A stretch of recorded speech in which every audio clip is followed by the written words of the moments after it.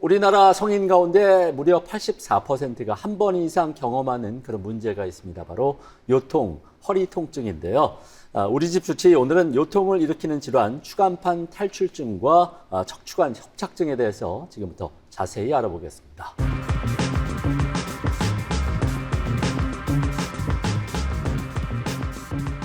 네, 오늘의 주치 대구 한의대 한방병원 침구의학과 우상하 교수 모셨습니다. 안녕하십니까? 안녕하세요.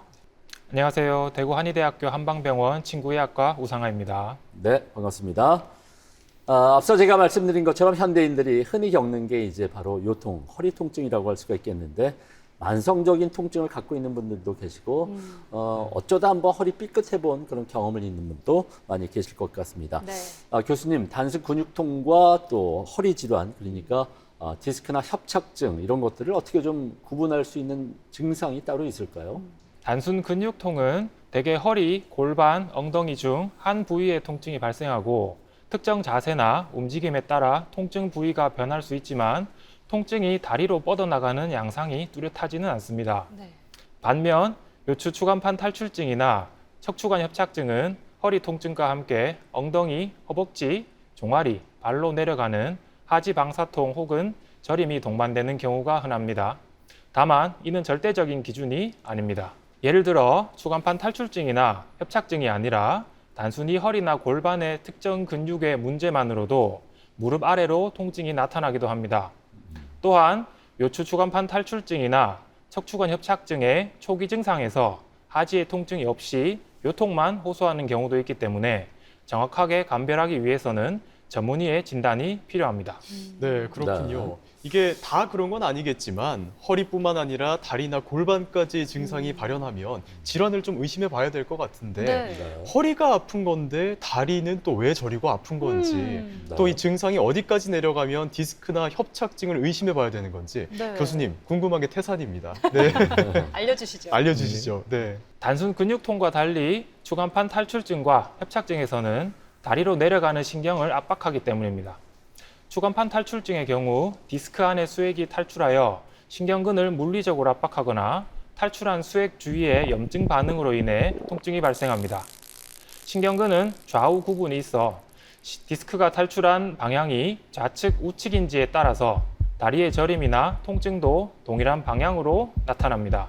요추 3번과 4번 사이, 요추 4번과 5번 사이, 요추 5번과 전추 1번 사이의 디스크에서 탈출증이 가장 자주 발생하는데 이때 압박받는 신경들은 대체로 무릎 아래까지 분포하여 좌우 중 한쪽에서 무릎 아래까지 내려가는 방사통이나 저림은 디스크로 인한 신경 압박일 가능성을 강하게 시사합니다. 협착증의 경우 디스크와 항색인데 허리뼈의 퇴행성 변화로 이들이 두꺼워지면서 척수가 지나가는 통로 혹은 신경근이 지나가는 통로가 좁아지면서 신경이나 혈관을 압박합니다. 이는 대체로 장시간 동안의 퇴행성 변화로 인한 것이므로 좌우 중 한쪽에서 증상이 더 심한 경우도 있으나 대체로 양측 모두에서 증상이 나타나는 경향이 강합니다. 특히 협착증의 경우 환자분들은 걷다가 다리가 아프거나 저리고 힘이 빠져 쉬어야 하는 파행 증상을 호소합니다. 야, 보아라. 뭐. 파국 아니고 파행이다. 도깨비. 죄송합니다. 몹쓸 도깨비 성대모사를 한번 해봤는데요. 잘하는데요. 네, 이게 이렇게 걷다가 쉬어야 될 정도로 아프면 일상생활에도 지장이 좀 클 것 같거든요. 그러니까요. 파행 증상이라고 이야기를 해주셨는데 네. 척추관 협착증 갖고 있는 분들을 보니까 이렇게 걸으면 좀 아프고 앉아서 쉬거나 허리를 이렇게 구부리면은 좀 편하다 이런 이야기를 네. 하시더라고요. 네. 왜 그런 걸까요?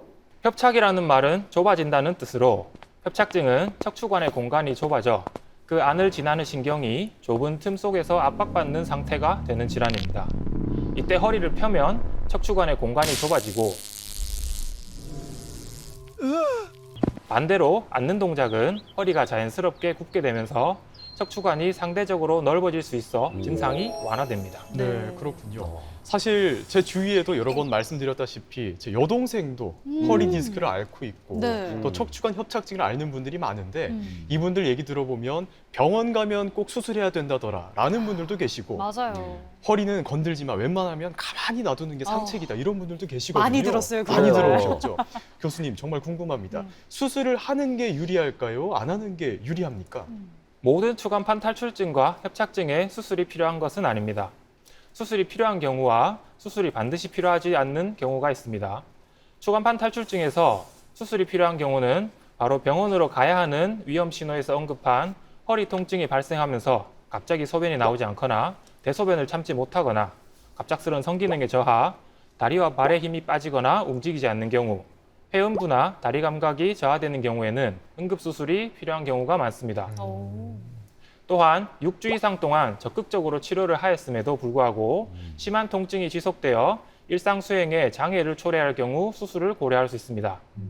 협착증에서 수술이 필요한 경우는 비수술적인 치료로 통증이 호전되지 않고 악화되는 경우, 마비가 점점 진행되거나 보행장애가 점차 심해지는 경우, 파행 증상이 심하여 300m 이내로 보행 가능한 거리가 제한된 경우, 영상검사상 척추에서 심한 불안정성이 나타나는 경우 등이 있습니다. 네, 다행입니다. 병원에 간다고 해서 다 수술을 하는 게 아니고요. 그렇군요. 또 수술이 필요 없는 경우도 있다 이렇게 말씀을 해주셨습니다. 네.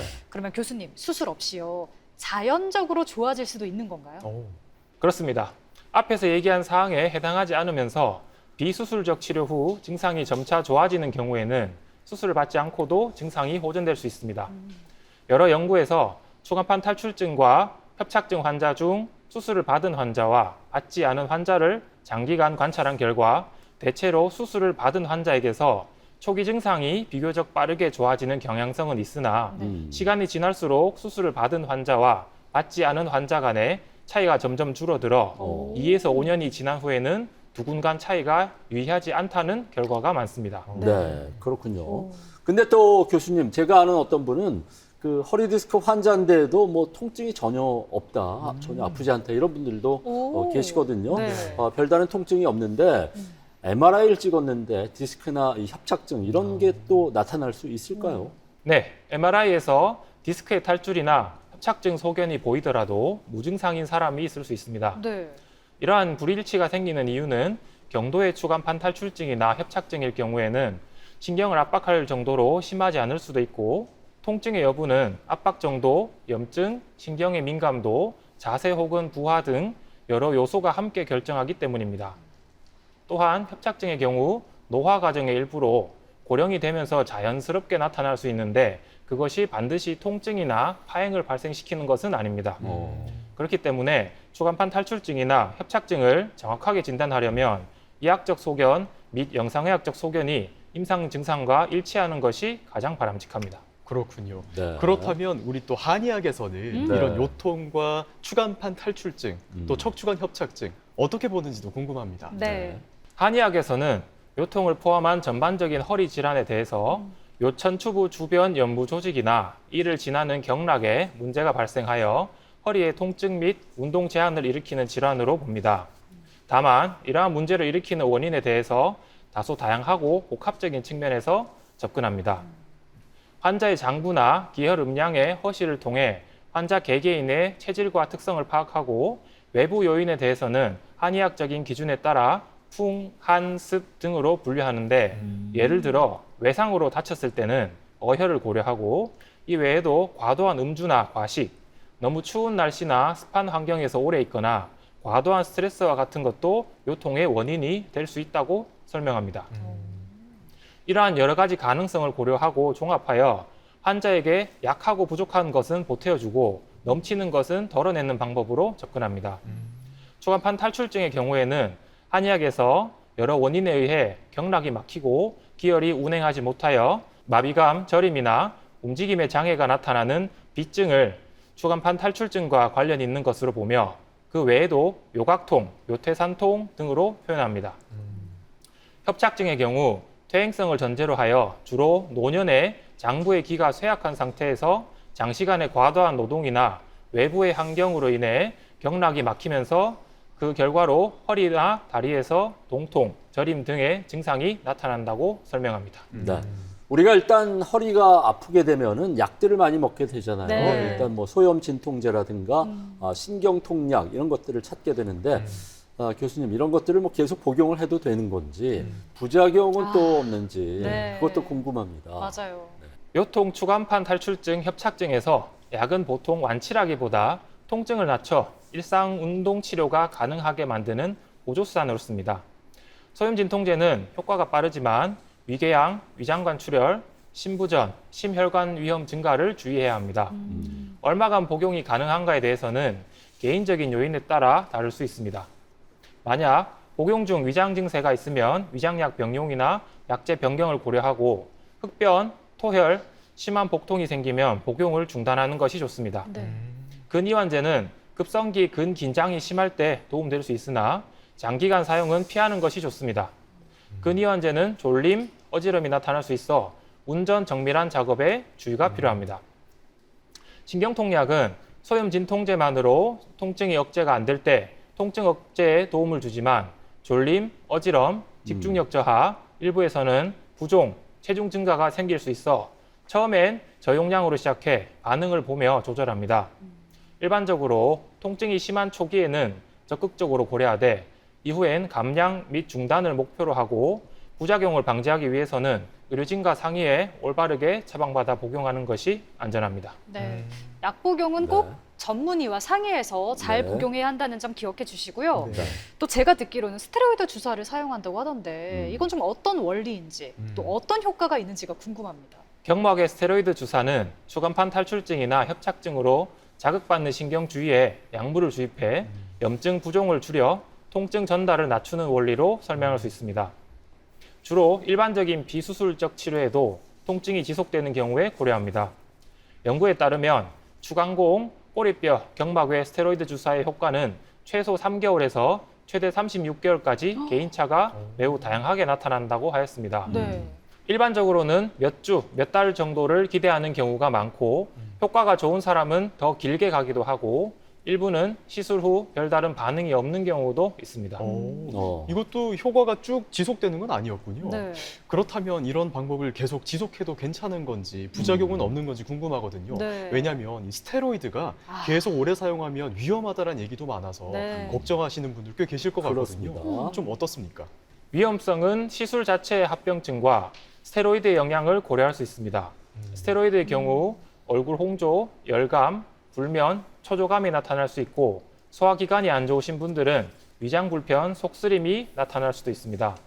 또한 일시적으로 혈압이나 혈당이 상승할 수 있기 때문에 고혈압이나 당뇨를 앓고 계신 환자분들은 주의하셔야 하고 반복적으로 사용할 경우 면역력이 저하되거나 뼈를 약하게 하여 골다공증이 심해질 수 있어 과도한 투여는 하지 않는 것이 좋습니다. 네.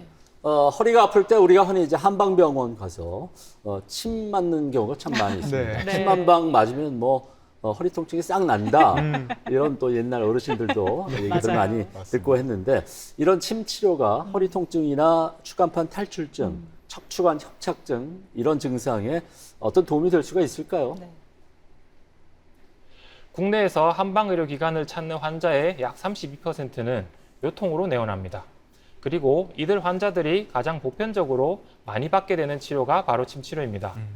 한의학에서 침치료는 경혈 등을 자극하여 경맥의 흐름을 바로잡아 인체의 질병을 치료하는 한의치료법으로 설명합니다. 현대의 연구 결과에서 통증 신호를 차단하거나 인체의 진통물질 분비를 촉진시키는 등의 원리로 침치료의 원리를 설명하며 통증 질환에서 여러 임상 연구를 통해 통증 감소와 통증 부위의 활동을 개선하는 효과가 있다고 설명합니다. 침치료는 감염의 위험을 배제하고 올바르게 시술할 경우 부작용이 거의 없고 안전하며 다른 현대의학적 치료 및 한의학적 치료와 병행할 수 있기 때문에 허리 질환에서 효과적인 치료 방법이라고 볼 수 있습니다. 한의학적 치료라고 하면 당연히 침이 생각나고 네. 또 같이 또 동반돼서 생각나는 게 있죠. 바로 한약입니다. 네. 그렇죠. 저는 한약 참 잘 먹고 좋아하거든요. 맞아요. 네. 아니 교수님, 한약으로 요통을 치료하는 방법도 있을까요? 과거 동의보감에서도 요통을 10가지로 분류하여 각 분류마다 한약 처방을 사용하였고 현대에도 요통치료에 한약치료가 사용되고 있으며 현재 보건복지부에서 시행하고 있는 첩약건강보험 시범사업에서 요추 추간판 탈출증이 적용질환 대상에 포함되어 있습니다. 한약치료는 환자 개개인의 상태와 특성을 고려하여 변증이라는 한의학적 진단 과정을 통해 투약하는 방식을 결정하기 때문에 획일적인 치료가 아닌 환자 개개인에게 최적화된 치료를 할 수 있습니다. 현대의 임상 연구에서 거짓 약을 복용한 환자군 대비 한약을 복용한 환자군에서 통증과 기능 회복에 도움이 되는 결과가 도출돼 한의 표준 임상 진료 지침에서도 강한 권고를 하고 있습니다. 다만 환자의 상태에 맞지 않는 한약을 복용할 경우에는 여러 가지 부작용이 발생할 수 있기 때문에 반드시 전문 한의사와의 상담을 통해 처방받아 복용해야 합니다. 네, 이렇게 다양한 한의학적 치료 방법에 대해서 소개해 주시고 계신데 네. 저는 궁금한 게 하나 있습니다. 뭐요? 이 추나요법이 너무 아. 궁금하더라고요. 오. ASMR 영상만 봐도 소리만 들어도 너무 시원해 보이는데 두둑 따닥 하고 그렇죠. 이게 도대체 어떤 원리인지 어. 실제 허리 통증에 효과가 좀 있는지 궁금합니다. 추나요법은 한의사가 손 또는 신체의 일부분, 보조기구 등을 이용하여 환자의 신체 표면에 자극을 가하여 경결 또는 위축된 근육 등에 자극을 주거나 변이를 바르게 교정하는 역할을 합니다. 만성요통에서 추나치료는 효과적이라는 연구 결과가 있으며 현재 임상에서 다방면으로 활용되고 있습니다. 요추 추간판 탈출증과 협착증에서도 추나치료가 도움이 될 수 있습니다. 다만 추간판 탈출증의 경우 교정의 방향이 잘못될 경우 추간판이나 신경을 자극해 통증을 악화시킬 수 있고 협착증에서는 환자의 특성상 고령, 골다공증, 골절병력, 스테로이드 장기 투여 등으로 인해 뼈가 약화된 가능성이 높으므로 골절이 쉽게 발생할 수 있어 주의가 필요합니다. 교수님 이런 방법들 외에 어떤 한의학적 치료법들이 또 있을까요? 침, 한약, 추나 이외에도 뜸, 약침, 매선, 부항 등이 있습니다. 뜸은 온열 자극과 쑥의 약성을 활용하여 인체를 치료하는 원리이며 약침은 한약재를 적절한 방법으로 추출하여 인체의 병소에 직접 투여할 수 있는 치료법입니다. 매선은 혈위 내에 이물질을 매입함으로써 혈위에 지속적인 자극을 줄 수 있는 치료법이며 국내에서는 주로 시간이 지나면 저절로 녹는 안전한 외과 수술용 실을 이용합니다. 부항요법은 부항컵을 피부 표면에 흡착시켜 내부의 공기를 제거하여 생긴 음압을 이용하여 체내 여러 요소를 체외로 배출시키는 치료법입니다.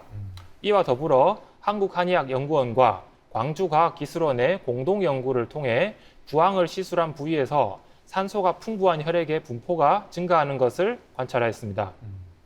전침 치료는 침에 전류가 흐르도록 하여 추가적인 자극을 가하는 치료 방법입니다. 이러한 치료들은 단독으로 사용될 수도 있으며 주로 침, 한약, 추나 치료와 병행하여 사용되는 경우가 많습니다. 네. 네. 이렇게 설명을 해주신 도움되는 치료를 받는 것도 참 중요하지만요. 또 이 아픈 초기에는 그냥 무조건 안정을 취해야 돼 이런 이야기도 많이 듣거든요. 네. 그렇습니다. 교수님 어때요? 무조건 쉬는 게 좋나요? 아니면 조금이라도 이렇게 움직이는 게 도움이 좀 될까요? 네. 무조건 진상 안정이 정답은 아닙니다. 다만 초기에 통증이 극심한 경우에는 단기간 쉬는 것은 도움이 될 수 있습니다.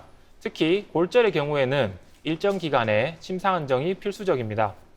다만 일반적인 요통이나 추간판 탈출증, 협착증에서 침상 안정은 짧게 가져가고 통증이 가라앉기 시작하면 가능한 범위에서 일상 움직임을 회복하는 쪽이 일반적으로 권장됩니다. 대체로 적절한 자극은 조직의 회복을 돕는 경향이 있으며 오래 누워 있으면 허리, 엉덩이, 복부 근육이 빠르게 약해지고 오히려 통증이 장기화되는 경향이 있습니다. 실제로 적용할 때는 통증 0을 목표로 누워있기보다 통증을 견딜 만한 범위, 예를 들어 최대 활동량의 30에서 40% 안에서 걷거나 가벼운 움직임을 시작하면서 점차 호전이 되면 운동량을 증가하는 접근이 흔합니다. 단, 앞에서 언급한 응급 상황이나 수술이 필요한 경우에는 약한 움직임이라도 증상을 크게 악화시킬 수 있기 때문에 움직이는 것보다는 적절한 치료가 우선입니다.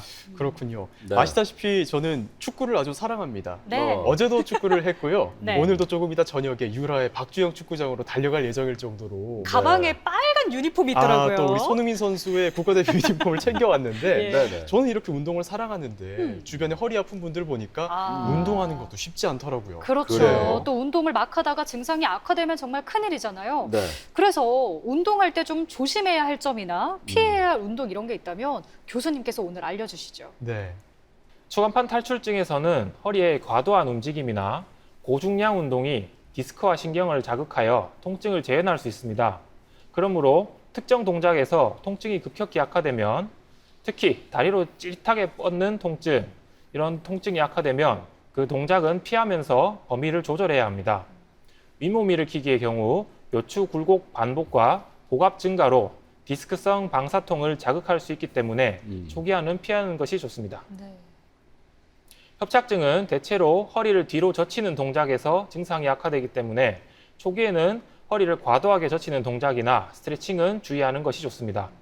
협착증 환자가 파행으로 인해 걷기 운동에서 통증이 발생할 경우 자전거나 경사로 보행 등을 시행하면 허리가 약간 앞으로 숙여지는 효과가 있어 파행 증상을 조절하면서 유산소 운동을 할 수 있습니다. 두 질환 모두 과도한 움직임이나 단기간의 고중량, 고강도의 운동보다는 반복 가능한 운동을 저강도에서 점진적으로 강화하는 방향으로 나아가며 운동 중 다리 저림이나 통증이 무릎 아래로 뻗어나가거나 근력 저하가 생기면 즉시 중지하는 것이 안전합니다. 그렇군요. 네. 또 당연한 얘기겠지만 우리 일상생활에서 바른 자세 같은 것도 정말 중요할 것 같거든요. 그렇죠. 네. 우리 네. 허리를 딱 보호하기 위해서 조심하거나 주의해야 될 특별한 습관 같은 게 있을까요? 일반적인 요통의 경우 무거운 물건을 들 때 허리를 굽혀서 들면 허리에 부담을 줄 수 있으므로 허리를 굽히지 않고 무릎을 굽혔다 펴면서 다리 힘으로 일어나면 허리에 부담을 줄일 수 있습니다. 또한 장시간 동일한 자세, 특히 앉는 자세를 피하는 것이 중요합니다. 가능하면 30분 이상 지속적으로 앉는 것은 피하며 수시로 자세를 변경하는 것이 좋습니다. 특히 장시간의 운전은 악화 요인이 될 수 있어 피하는 것이 좋습니다. 쪼그려 앉기, 다리 꼬기, 책상 다리처럼 디스크에 가해지는 압력을 올릴 수 있는 자세는 피하는 것이 좋습니다. 추간판 탈출증, 협착증에서 과체중, 비만은 증상을 악화시킬 수 있는 요인이 될 수 있으므로 네. 적절한 체중 조절이 도움이 될 수 있습니다. 그래요. 예. 체중이 너무 많이 나가는 것도 아. 허리에 부담이 될 수 있으니까 알겠습니다. 일단 오늘 이렇게 여러 가지 허리 통증의 진단과 치료법에 대해서 한방적인 접근을 함께 짚어봤는데 마지막으로 허리 통증으로 고생하는 분들을 위해서 당부의 말씀을 좀 부탁을 드리겠습니다. 네. 네. 오늘 살펴본 요통, 추간판 탈출증, 협착증은 이름은 달라도 공통점이 있습니다. 결국 통증만의 문제가 아니라 자세, 근력, 생활습관, 노화와 손상, 그리고 신경 압박이 복합적으로 얽힌 결과라는 점입니다. 따라서 치료도 한 가지로 끝나지 않습니다. 정확한 진단을 바탕으로 한의학적 치료와 현대의학적 치료를 병행하면서 재발을 줄이기 위한 관리 또한 중요합니다. 통증이 오래가거나 다리 저림, 근력 저하, 보행장애가 동반되면 참는 것이 해결이 아니라는 점도 기억해야 합니다. 오늘 이 시간이 허리 통증을 가진 분들에게 두려움보다 이해를, 포기보다 관리 전략을 남기는 계기가 되길 바랍니다. 감사합니다. 네, 알겠습니다.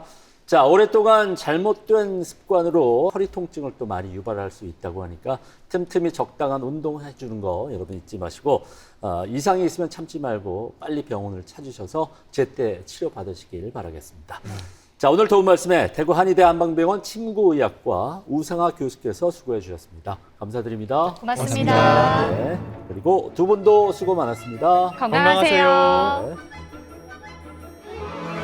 네, TBC 클리닉 건강 365 저희는 다음 주 이 시간 다시 찾아뵙겠습니다. 여러분 고맙습니다.